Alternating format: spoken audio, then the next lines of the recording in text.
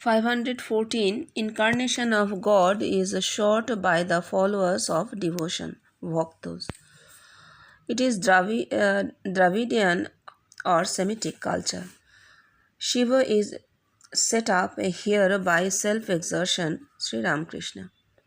Really, it can never be done and it is very weak and defective. It is never accepted and acknowledged in the Vedas because it does not bear any proof. Furthermore, godhood cannot be obtained by self exertion. বলছেন ভক্তরা অবতারকে খোঁজে, যারা ভক্তি পথের পথিক তারা অবতারকে খোঁজে।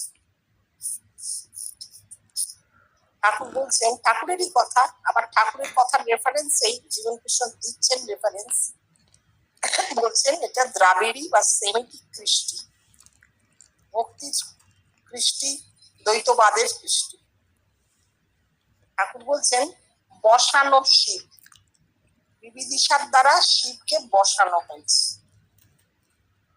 কথাটা কি দাঁড়ালো তাহলে? প্রকৃতপক্ষে এটা হয়ই না, বিবিদিশার দ্বারা শিবত্ব আসবেই না। ভীষণ দুর্বল এবং ত্রুটিপূর্ণ একটা পথ, এ পথে শিব বসবে না। It is never accepted and acknowledged in the Vedas. বেদ একে কখনো গ্রহণ করেনি এবং কখনো একে এন্ডোর্স করেনি, বলেনি যে হ্যাঁ এই পথে হবে।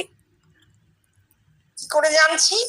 কারণ যদি হতো তাহলে বেদে তার প্রমাণ থাকতো।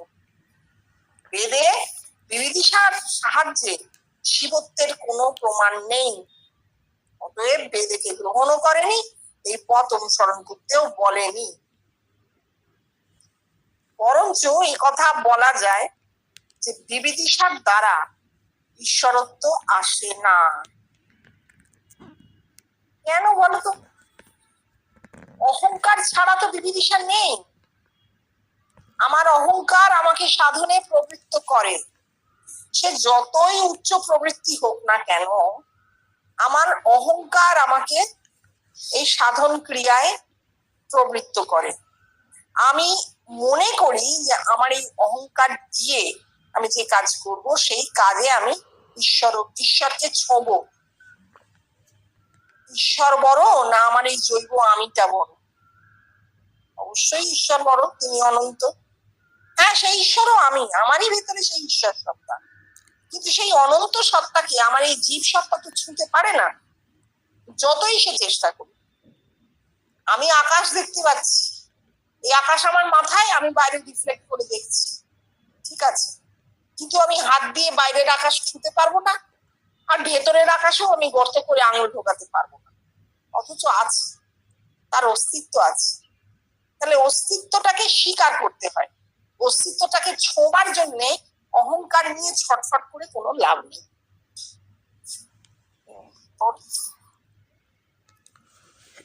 515 The sun rises and the lotus blooms. Sun of knowledge. When divinity in a man is manifested in the seventh plane. Lotus, symbol of the cerebrum. Both sun and lotus are seen in the seventh plane.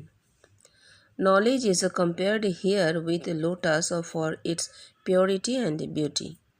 Knowledge is pure as it is divine knowledge, and divinity is the most beautiful. As the sun is one and incomparable, so knowledge is one, ekam shat, like the sun in the other sky, and beatitude it's in itself.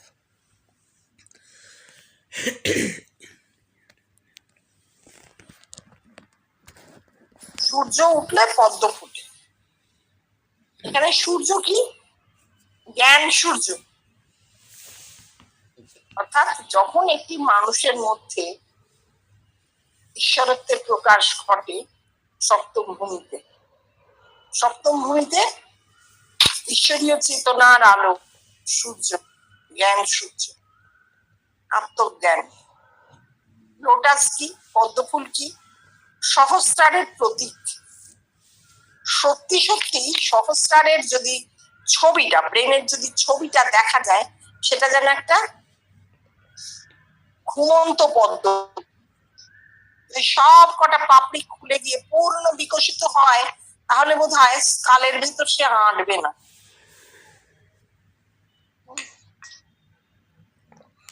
বলছেন both sun and lotus are seen in the seventh day. সপ্তম ভূমিতে পদ্ম ফুলও দেখা যায়, সূর্যকেও দেখা যায়। কথাটা কেন বলা হলো? তার তো সব বস্তু তত্ত্বে, তাহলে তিনি এই কথাটা কেন বললেন? কারণ ঠাকুর প্রতীকে বলে গেছেন। আর সাধারণ মানুষ, আমরা জগতের মানুষের উপলব্ধি কিন্তু বস্তু তত্ত্বে নয়, প্রতীক তত্ত্বে। এটা মনে রাখতে হবে। আমরা যখন জীবন কৃষ্ণকে দেখছি, আমরা যে ব্রহ্ম হচ্ছি তাকে দেখে, সেটা কিন্তু প্রতীক। কারণ জীবন কৃষ্ণ ব্রহ্মের প্রতীক, তার মধ্যে পূর্ণ ব্রহ্মত্ব, সেই পরম ব্রহ্মকে আমরা ভেতরে দেখছি, প্রতীক। এইটা বুঝতে হবে। তাই জন্য জীবন কৃষ্ণ প্রতীকের কথাটা বলে দিচ্ছেন খুলে, যে এটার অর্থ কি। কারণ আমাদের সমস্ত দর্শন প্রতীক, স্বপ্ন প্রতীকেই হয়। এইবার বলছেন জ্ঞান, এখানে তুলনা করা হয়েছে পদ্মের শুদ্ধতা, পবিত্রতা এবং রূপ দিয়ে, সৌন্দর্য দিয়ে। পদ্ম ফুল ভীষণ সুন্দর, পবিত্র, শুদ্ধ। জ্ঞান সেই রকম শুদ্ধ, পবিত্র এবং সুন্দর। যদি কেউ বলে সে খুব জ্ঞানী এবং তার দ্বারা অসুন্দর কিছু ঘটে, তাহলে বুঝতে হবে তিনি জ্ঞানী নন। জ্ঞান কিন্তু মানুষের চেতনাকে সুন্দর করে, সৌরভ দান করে। বুদ্ধের কাছে যারা যেতেন, এমন অনেক প্রমাণ আছে, লিখে রাখা আছে তাদের কথাগুলো, যে তারা বুদ্ধের দেহ থেকে চন্দন কিংবা পদ্মের সুবাস পেতেন, গন্ধ পেতেন। অর্থাৎ বুদ্ধ যে জ্ঞানী হয়েছিলেন, সেটা তার দেহের গন্ধ প্রমাণ দিত, অসুন্দর কিছু ছিল না। এবার বলছেন as sun is one and incomparable, সূর্য এক এবং অনুপম। কারণ আকাশে তো দ্বিতীয় সূর্য নেই, একটাই সূর্য, তাই জন্য সে এক এবং অদ্বিতীয়। ঠিক সেই রকম জ্ঞানও এক, একম সত্য, সেই এক শাশ্বত, সেই শাশ্বত একই হচ্ছে জ্ঞান, এক জ্ঞান। ঠিক আকাশে যেমন সূর্য উঠে আকাশকে আলোকিত করে দেয়, সুন্দর করে দেয়, তেমন জ্ঞান সূর্যের উদয় হলে আমাদের চিদাকাশ ওই রকম সুন্দর হয়ে যায়, আলোয় ভরে যায়। এবং জ্ঞান হয় যে একই আছে, দুই নেই, দুই বলে কোথাও কিছু নেই, ওটা আমাদের ভ্রান্তি।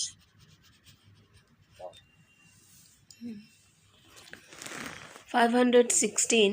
Is it possible for one and all to get collected in the seventh plane? The indivisible existence, knowledge, bliss absolute. Here it is spoken of Atma, the life power pervading through the body is collected and held in the cerebrum. It is not a question of comprehension. It is seen and shown by God the preceptor. It is the rarest thing which happens in a man's life. No report with proof has yet reached the humanity as about it, with its proof is spoken in the Vedas. In Brihadaranyaka Upanishad, Jagyavalkya declared that Atma should be visualized, but he did not declare that he saw Atma. এটুকু কি বলে নেবেন নাকি আরেকটু পড়ে নেব? আরেকটা line বলে নাও। আচ্ছা। In Shvetashvatara Upanishad, Shetketu declared that he saw the Purush behind the darkness, but this is not Atma. আসলে না, এত সুন্দর করে উনি আর কোথাও বলেননি, এই জন্য রিলিজিয়ানের বাংলাটা খুব প্রয়োজন ছিল। বলছেন, is it possible for one and all to get collected in the seventh plane? Indivisible existence, knowledge, bliss absolute. বলছে, কারোর সপ্তম ভূমিতে সম্পূর্ণ সংকলিত হয়ে যাওয়াটা কি সম্ভব? দেহ থেকে সপ্তম ভূমিতে প্রাণ শক্তির পূর্ণ সংকলন কি সম্ভব? ইন্ডিভিজিবল এক্সিস্টেন্স মানে যাকে ভাগ করা যায় না, অদ্বৈত। এই অদ্বৈত জ্ঞান, ব্লিস অ্যাবসলিউট, ব্রহ্মানন্দ, নির্গুণের যে ব্রহ্মানন্দ, তা কি সম্ভব? জিজ্ঞেস করছেন ঠাকুর। জীবন কৃষ্ণ বলছেন, এটা আত্মা সম্পর্কে বলা হয়েছে। সত্যি তো, সমস্ত দেহ জুড়ে যে প্রাণ শক্তি, দেহের প্রত্যেকটা কোষে যে প্রাণ শক্তি, সেই প্রাণ শক্তি সংকলিত হয়, হয়ে সপ্তম ভূমিতে যায়। এটা ধারণার বস্তু নয়, ভেবে চিন্তা করে ধারণা করে হয় না, একে দেখা যায়। সচ্চিদানন্দ গুরু দেখিয়ে দেন। কেউ ভাবলেন এই আমার দেহ থেকে প্রাণ শক্তি সব সংকলিত হচ্ছে, এই প্রত্যেকটা কোষ থেকে বেরোচ্ছে, এই গেল টেল এন্ডে, এই টেল এন্ড থেকে উঠতে শুরু করলো, এই মাথায় গেল, এই আমার ভগবান দর্শন হলো। না, এরকম হয় না, এরকম হয় না। এটা একেবারে দেখিয়ে দেওয়া হয়। সচ্চিদানন্দ গুরু দেখিয়ে দেন, দ্রষ্টা দেখতে পান। এটা একটা রেয়ার জিনিস, রেয়ারেস্ট থিং, মানে অতি রেয়ার। একজন মানুষের জীবনে এই জিনিস ঘটে না বললেই চলে, কোটিতে গুটি। আমরা সাধন জগতের যে ইতিহাস পাই, তাতে পূর্ণ আত্মা সাক্ষাৎকার হয়েছিল ঠাকুরের, এই রিপোর্টই পাই। আর একটি মানুষেরও রিপোর্ট আমাদের হাতে নেই। হ্যাঁ, বৃহদারণ্যকে সেটার সাথে লেখা হয়েছে, দেবমেশ্বর সম্প্রসাদ লেখা হয়েছে, কিন্তু আমাদের কাছে রেফারেন্স নেই কোন ঋষির এ জিনিস হয়েছিল।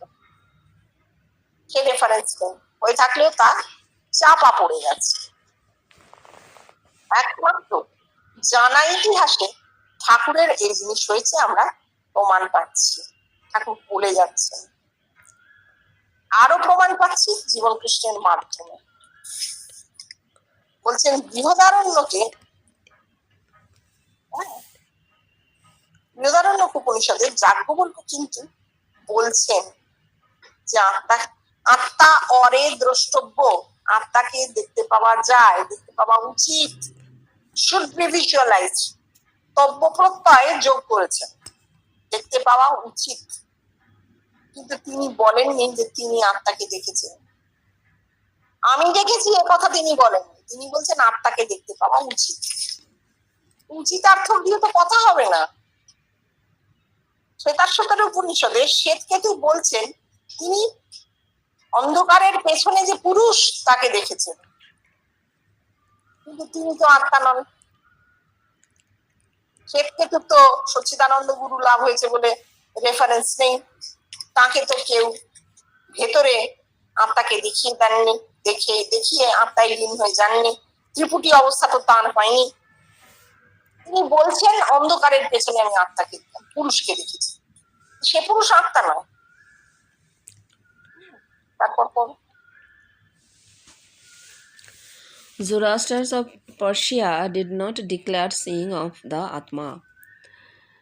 No mention of Atma has ever been made by the Babylonian or Assyrian religion. From Moses and Buddha and down to Sri Chaitanya, none announced the seeing of Atma, save and except Sri Ramakrishna, who with all emphasis declared the seeing of Atma.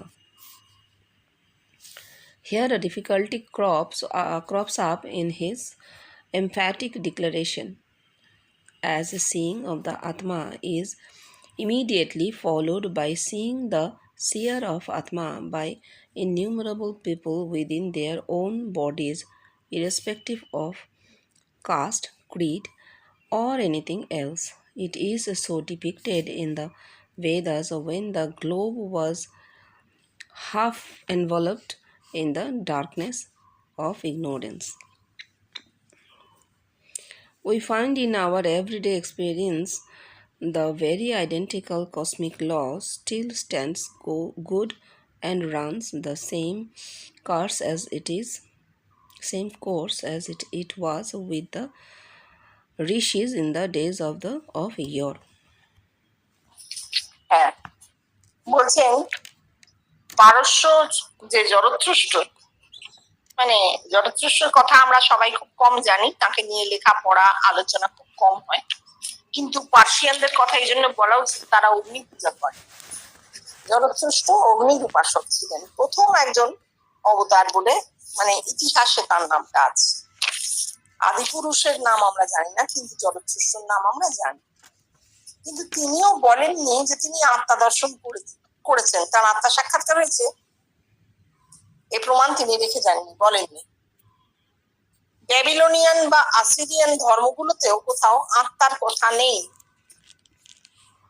Moses থেকে বুদ্ধ পর্যন্ত, এমনকি শ্রী চৈতন্য পর্যন্ত কেউ জানাননি যে তাদের আত্মা সাক্ষাৎকার হয়েছে।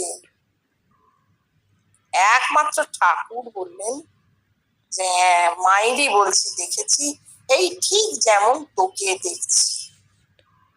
এখানে একটা কথা আছে, সেটা হচ্ছে তাহলে কি আগের যা ধর্ম হয়েছে সেগুলো ফেলে দিতে হবে? না, বিবর্তন, ডেভেলপ করছে, ধীরে ধীরে ধীরে ধীরে ডেভেলপ করছে ব্রেন সেল। জরথুষ্ট্র অগ্নির উপাসক ছিলেন, সেই ধর্মই প্রকাশিত হয়েছে। ব্যাবিলনিয়ান এবং আর্সিরিয়ান ধর্মেও তাদের যা প্রকাশিত হওয়ার কথা ছিল সেই সময় তাই প্রকাশিত হয়েছে। তার প্রমাণ কি? ব্যাবিলনিয়ান এবং আর্সিরিয়ান ধর্ম যেখানে হয়েছে সেখানে সভ্যতার বিপুল বিকাশ ঘটেছিল। পৃথিবীতে সভ্যতার বিপুল বিকাশ ঘটেছিল, আত্মিক শক্তি ছাড়া হয় না, জগতে প্রকাশ পেয়েছে। এখনো তার রয়েছে, প্রমাণগুলো ছড়িয়ে ছিটিয়ে আছে। এরপর এলেন মোজেস।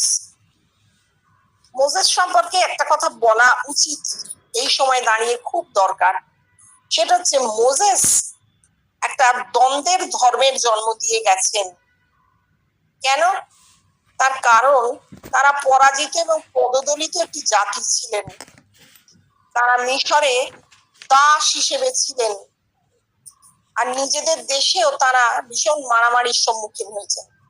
তাদের নাকি ওটা প্রমিসড ল্যান্ড, কে কাকে প্রমিস করেছে আমরা জানি না, কিন্তু তারা বলছেন ঈশ্বর আমাদের প্রমিস করেছেন, না আমরা জানি না, কেউ জানে না, পৃথিবীর কেউ জানে না। মোজেস একটা দ্বন্দ্বের ধর্মর জন্ম দিয়ে গেলেন, কেননা তারা সারা জীবন ওই মারামারিটা করেছেন। এই মারামারির মধ্যে দিয়ে যে প্রতিষ্ঠাটা হয়েছে ধর্মের, সেটা তো জাগতিক ধর্ম, জগতেই দ্বন্দ্ব, আত্মিকে তো দ্বন্দ্ব নেই। তাই মোজেসকে আমি সরিয়েই রাখলাম। একমাত্র যিশু মোজেসের বহু পরে এলেন, যিনি প্রেমের ধর্মের কথা বললেন। তিনি বললেন গড ইজ লাভ, ঈশ্বর হচ্ছেন ভালোবাসা ছাড়া আর কিছু নয়, সবাইকে ভালোবাসো।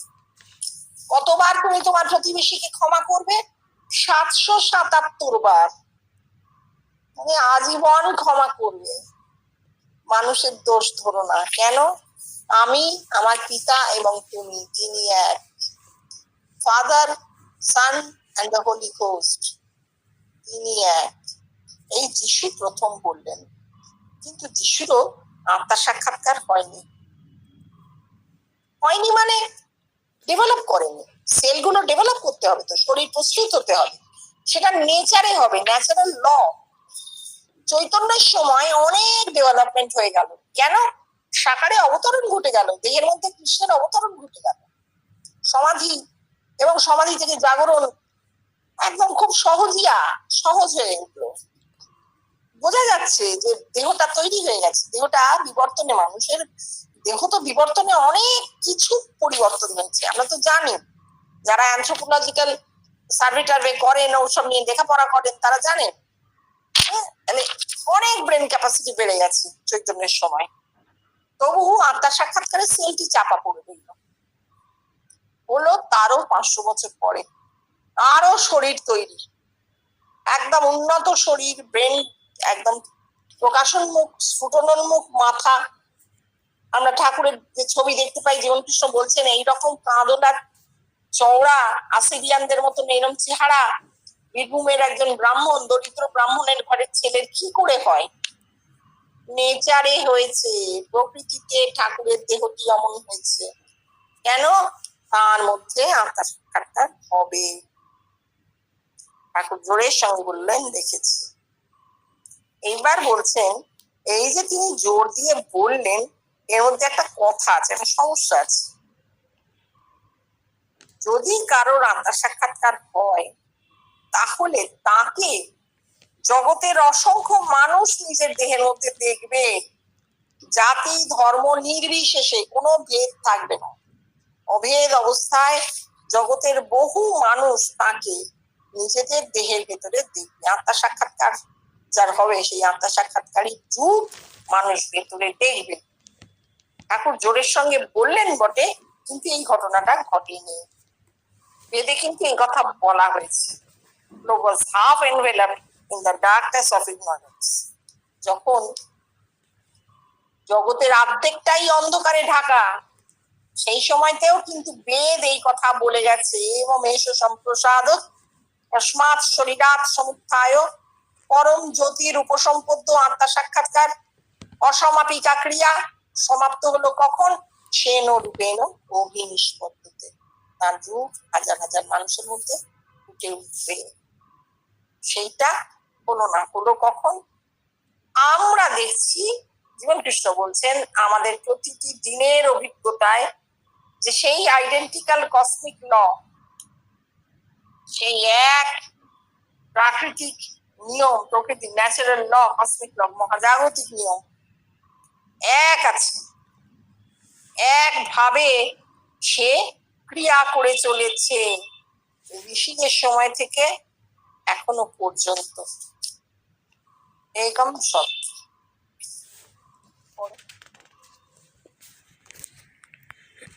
517.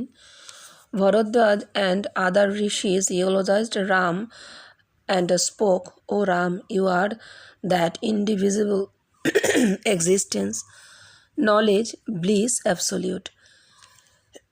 You have come down to us as a man. In fact, you have enveloped yourself with your Maya illusion, so you look like a man. Here, the mythological idea of an avatar is given and not the yogic form. The idea is that God is in heaven, an unknown world situated far, far away, and let us lose the reign of your imagination. But heaven is still far away, and there is no end of it. One fine morning in the gay month of May, he thought to come down as a man for enjoying sports in the midst of the human race. Then followed the Immaculate Conception. In course of time, the human race gets an avatar. It is of Dravidian and Semitic origin, and later on, when Hinduism was created and flourished, it was accepted and given publicity through various channels to misguide and to rule over the people. হ্যাঁ, বলছেন ভরদ্বাজ এবং অন্যান্য ঋষিরাই বলেছিলেন, ভরদ্বাজ আদি ঋষিরা বলেছিলেন যে, ও রাম, আমি জানি, আমরা জানি তুমি সেই ব্রহ্ম, নির্গুণ ব্রহ্ম, জ্ঞান স্বরূপ। তুমি মানুষ রূপে নেমে এসেছো। In fact you have enveloped yourself with your maya. আসলে তুমি নিজেকে মায়া দ্বারা আবৃত করে রেখেছো, তাই তোমাকে মানুষের মতন লাগে। আসলে তুমি সেই পরম ব্রহ্ম। এই কথা বরদাজাদি ঋষিরা বলেছিলেন। আচ্ছা, রামায়ণ কিন্তু পুরাণ, হ্যাঁ, চতুর্থ পঞ্চম শতকে, খ্রিস্টীয় চতুর্থ পঞ্চম শতকে রামায়ণ মহাভারত পুরাণাদি লেখা হয়। অনেকে বলেন 10,000 বছর, 15,000 বছর, এগুলো একটা কাল্পনিক ডেটা দেন। আমরা পরিষ্কার জানি যখন নতুন করে ভাগবত ধর্মের উদয় হলো, সেই ভাগবত ধর্মের উদয়ের সময় রামায়ণ মহাভারত লেখা হয়েছিল। এইখানে অবতারবাদের সৃষ্টি করা হয়েছিল, মিথোলজিক্যাল আইডিয়া, পৌরাণিক ধারণা। অবতারবাদ হচ্ছে একটি পৌরাণিক ধারণা। যোগে অবতার নেই, বেদান্তে অবতার নাই। বেদান্ত অবতার স্বীকার করে না, জানেই না। আমরা বেদান্ত যতটুকু শুনলাম, কোথাও অবতার কথাটা শুনিনি, এটা পৌরাণিক। তাহলে কি করে হলো ঠাকুর এই অবতারবাদে, এই মিথ্যা অবতারবাদে কি করে সিদ্ধ হলেন? দেখা যাক কি বলছেন উনি। বলছেন প্রচলিত ধারণাটা কি, ভগবান স্বর্গে থাকেন, একটা আননোন ওয়ার্ল্ড, অজানা জায়গা, অনেক অনেক দূরে কোথাও স্বর্গ আছে, সেখানে ঈশ্বর বাস করেন। এবং আমরা কি করেছি, আমাদের এই স্বর্গের যে কল্পনা, তার দরজাটা দিয়েছি খুলে। যত ভাবে কল্পনা করা যায়, যত দূর কল্পনা করা যায়, কোনো শেষ নেই, অশেষ সেই কল্পনা চলছে। বলছেন গে মান্থ অফ মে, বিদেশে মে মাসে সামার, সেই আলোটা তুমি খুব ভালো জানো, সেই রোদ্দুরটা, সেই আলোটা সবাই খুব আনন্দ হয় সেটা দেখলে। গে মান্থ, আনন্দের মাস। কোনো এক মানে মাসের, আনন্দের মাসের সকালবেলায় যেন ঈশ্বর ভাবলেন তিনি মানুষ হয়ে নেমে আসবেন জগতে, মনুষ্য জাতির মধ্যে নেমে এসে লীলা করবেন, যেন ভাবলেন তিনি। এটা হচ্ছে কল্পনা আমাদের। Then followed the immaculate conception. তারপরেতেই আমাদের তার জন্ম হলো, ভাগবত জন্ম। In course of time the human race gets an avatar, এবং মনুষ্য জাতি অবতারকে পেল। দ্রাবিড়ী বা সেমিটিক সূত্র ধরে কাজ করেছে। হিন্দুইজম যাকে বলা হয়, হিন্দু ধর্ম, তার মধ্যে তখন অবতারত্ব ছিল না। এরপর হিন্দু ধর্ম এলো। আগে ছিল বৈদিক ধর্ম, বেদের ধর্ম, সনাতন ধর্ম, সেখানে অবতারত্ব, পুরাণ এসব কিচ্ছু ছিল না। এই খ্রিস্টীয় চতুর্থ পঞ্চম শতকে পুরাণ সৃষ্টির পর মহারাজরা যখন নিজেদেরকে পরম ভাগবত বলে বলতে শুরু করলেন, অর্থাৎ তিনি ভগবানের প্রতিভু, রাজা ভগবানের প্রতিভু ভাগবত, তখন থেকে ভাগবত ধর্মের সৃষ্টি হলো, পুরাণের ধর্ম, অবতারের ধর্ম। এবং তখন এই ধর্মকে বলা হলো হিন্দু ধর্ম। এর আগে হিন্দু বলে কোনো ধর্ম ছিল না, হিন্দু একটি জাতির নাম ছিল। এই ধর্মের সৃষ্টি হলো। কেন সৃষ্টি হলো? মানুষকে ভুল পথে পরিচালিত করবে বলে। তোমার মনে প্রশ্ন জাগতে পারে, কেন মানুষকে ভুল পথে পরিচালিত করবে? কি তাদের লাভ? রাজার লাভ। রাজা তার প্রজাদের বলবেন, আমি সেই পরম ভাগবত, ভগবান আমার মধ্যে দিয়ে আদেশ নির্দেশ দিচ্ছেন, আমি ভগবানের অবতার, তোমরা আমার কথা শুনবে। এর ফলে রাজার শোষণ শাসন সবই খুব সুন্দরভাবে পরিচালিত হয়ে যাবে। রাজনৈতিক ধর্ম। তারপরেরটা পড়ো। The Aryan culture or Sanatan Dharma, spontaneous revelation of life power, is very simple and confined in the physical body of a man. It is based on the Rajya and then it is succeeded by the Mahayog.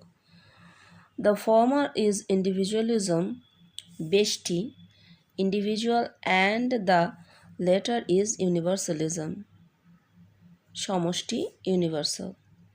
Both of them come and flourish spontaneously in a man. It is taught by God the preceptor before the disciple has the least knowledge of the thing. Nay, the recipient of the techniques does not hear the world even.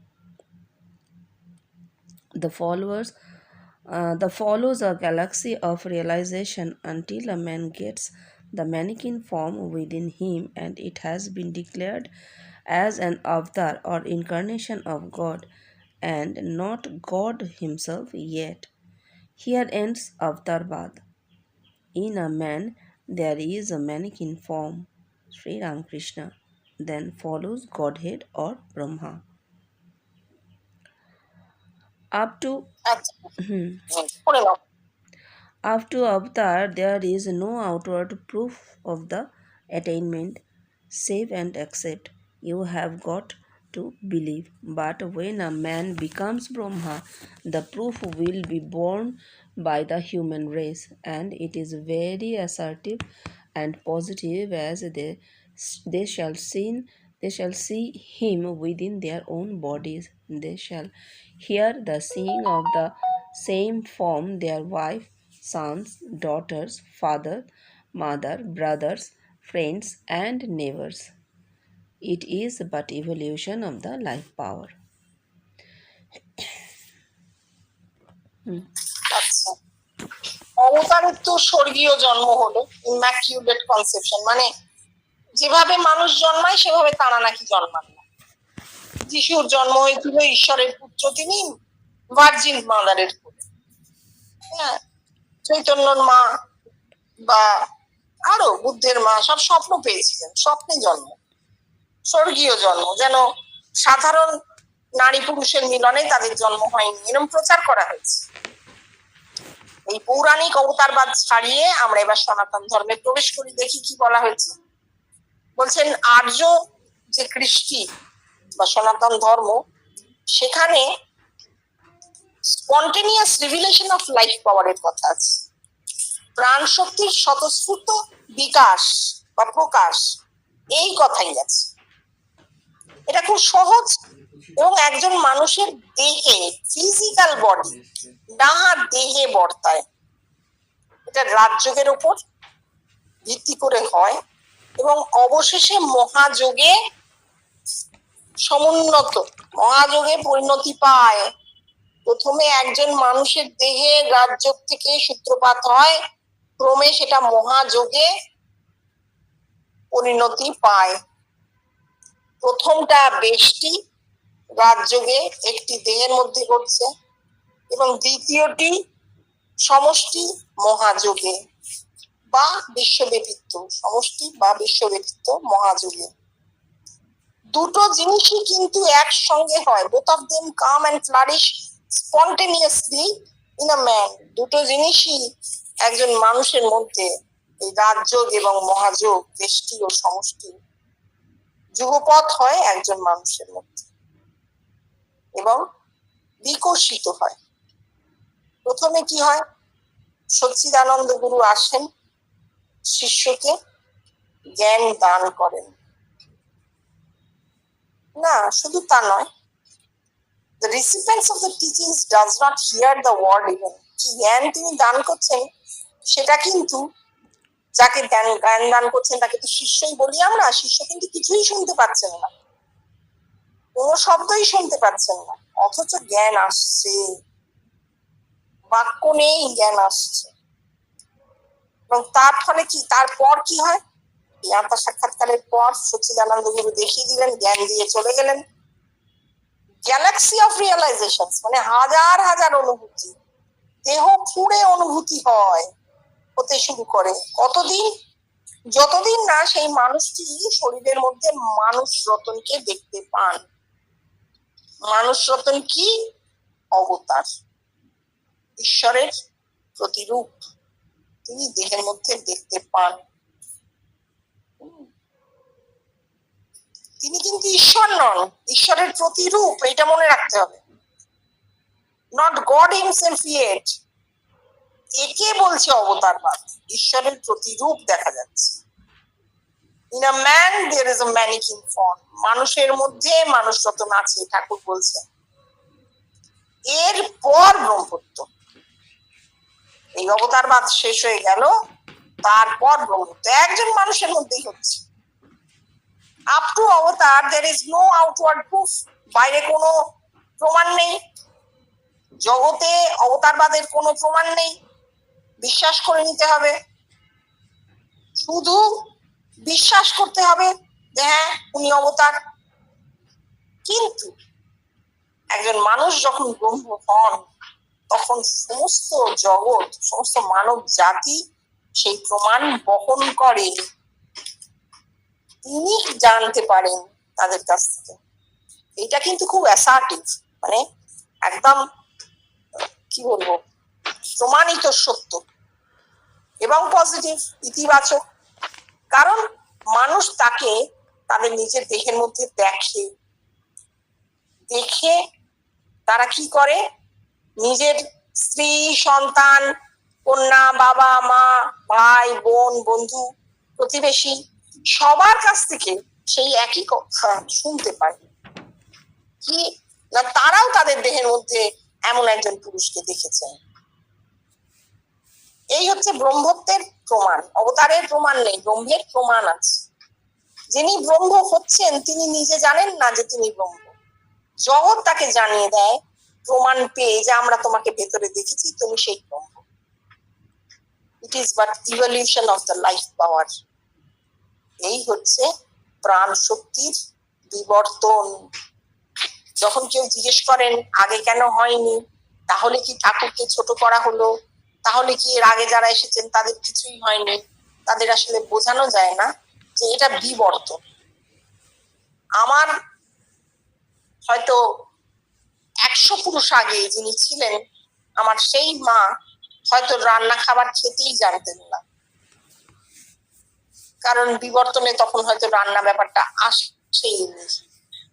শস্য উৎপাদন এসেছে, তাকে ভিজিয়ে চুবিয়ে খাওয়া এসেছে, আর কিছুই আসেনি। তাহলে তিনি কি ছোট হয়ে গেলেন? না। কেন? সেই সময় বিবর্তন যেই অবস্থায় দাঁড়িয়ে, তাতে রান্না আসেনি। রান্না যেদিন এসেছে সেদিন থেকে রান্না করা শেখা হয়েছে। এই তো কথা। ঠিক সেরকম কার দেহে, কারোর দেহে এই স্ফুরণ প্রথমে বিচ্ছিন্ন ভাবে হয়েছে, সেইটা ধীরে ধীরে বিকশিত হয়েছে, ডেভেলপ করেছে, এবং এখন একটা ডেভেলপড কন্ডিশনে এসে, বিবর্তনের একটা ডেভেলপড কন্ডিশনে এসে আমরা দেখতে পাচ্ছি মানুষের দেহের অন্তর্নিহিত প্রাণ শক্তি ঠিক কত দূর বিকশিত হতে পারে। কত দূর হতে পারে? শক্তি চৈতন্যে পরিবর্তিত হয়ে যায়। বস্তু থেকে শক্তি আমরা দেখেছি, শক্তি থেকে চৈতন্যের পরিবর্তন দেখছি। আর চৈতন্য যেহেতু এক, তার যেহেতু কোনো ডাইমেনশন নেই, তাই সে কোনো জায়গা জুড়ে, সময় জুড়ে থাকে না, সে সর্বত্র অবাধ এবং ব্যক্ত। এই অবস্থাটাই আমরা দাঁড়িয়ে, পরবর্তী বিবর্তন না হলে বলা যাবে। আচ্ছা, টুকু না যেই অবধি থাকুক, মাথা